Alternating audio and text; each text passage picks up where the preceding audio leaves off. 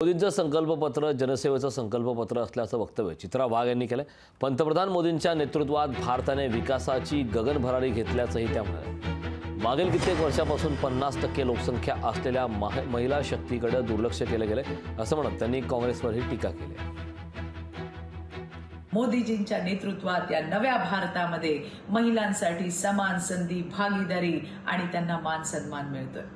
भाजपच्या संकल्पपत्रातून याच नारी शक्तीचा जागर हा ठळकपणे दिसतोय।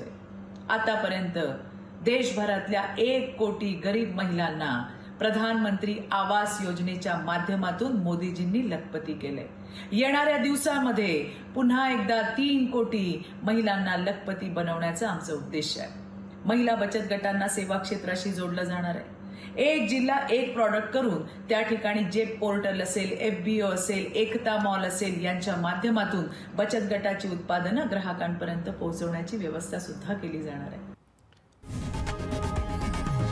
लोकशाही मराठी ऐका, पहा, जागरूक रहा।